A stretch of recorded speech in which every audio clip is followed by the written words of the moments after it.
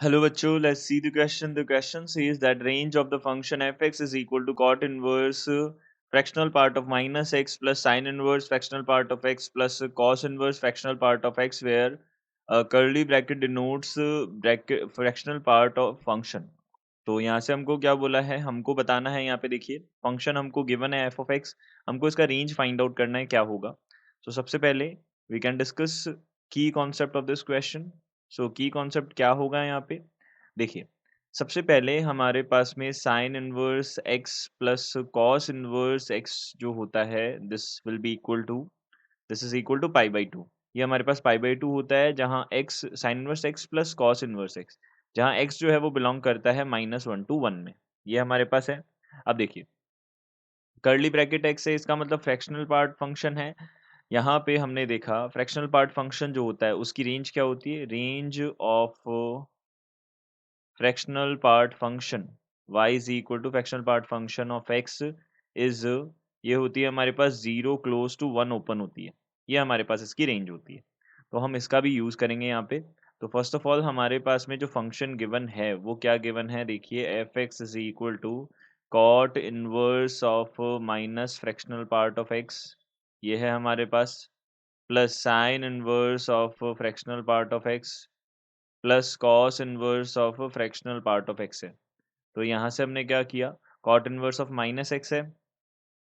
अब cot inverse के अंदर अगर माइनस एक्स, फ्रैक्शनल पार्ट के अंदर माइनस एक्स है हमारे पास में, और हमको पता है फ्रैक्शनल पार्ट फंक्शन का वैल्यू हमेशा क्या होता है, 0 to 1 के बीच में होता है। और यहाँ से हम कॉट इनवर्स एक्स के फ्रैक्शनल पार्ट ऑफ एक्स के साथ में यहाँ पे हमारे पास sine inverse X plus cos inverse X को हम क्या लिख सकते हैं, पाई बाई टू लिख सकते हैं।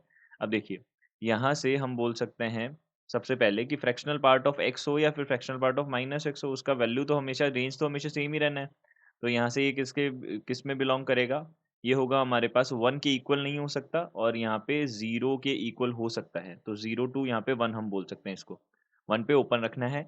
अब इसके बाद में हम यहाँ पे क्या कर रहे हैं, कॉट इनवर्स ऑपरेट कर रहे हैं। अब देखो कॉट इनवर्स जो होता है हमारे पास एक डिक्रीजिंग फंक्शन होता है, और डिक्रीजिंग फंक्शन है इसलिए हम यहाँ पे इनइक्वालिटी का साइन क्या कर देंगे, चेंज कर देंगे।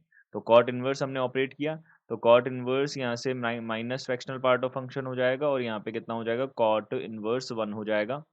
यहाँ से पाई बाई टू बनेगा। अब यहाँ पे भी इनइक्वालिटी का साइन चेंज हो जाएगा, ये हमारे पास में कॉट इनवर्स यहाँ पे minus fractional part of minus x बनेगा, यहाँ पे कॉट इनवर्स ये पाई बाई फोर हो जाएगा। यहाँ से हमने पाई बाई टू का एडिशन किया क्योंकि हमको तो फंक्शन की रेंज देखनी है, और फंक्शन में हमारे पास क्या आ रहा है, पाई बाई टू भी आ रहा है। तो यहाँ से प्लस का पाई बाई टू लिखा। यहाँ से देखिए पाई बाई फोर जो है, यहाँ पे पाई बाई टू का अगर एडिशन करते हैं तो हमारे पास में कितना बनता है, पाई बाई टू का एडिशन करने पे यहाँ पे देखो उल्टा ही रख रहने देते हैं अभी। तो यहाँ पे कितना बन जाता है, 3 पाई बाई, ये पाई बन जाता है क्योंकि pi plus pi by two plus pi by two pi बन जाएगा, और यहाँ से कितना बन जाएगा, 3 पाई बाई 4 बन जाएगा। तो यहाँ से ये जो फंक्शन है इसका वैल्यू जो है वो कहाँ से कहाँ तक आ गया, 3 पाई बाई 4 ओपन टू यहाँ पे पाई तक आ गया, क्लोज पाई तक आ गया। ये हमारे पास बन जाएगा। तो एफ एक्स जो है इसका रेंज कितना आ गया, ये आ गया हमारे पास में open 3 pi by 4 to close pi तक आ गया, ये हमारे पास बनेगा। तो यहाँ से open 3 pi by 4 to close pi तक हमारे पास, यानी कि D option will be our correct answer. I hope you understood it well, good luck, thank you.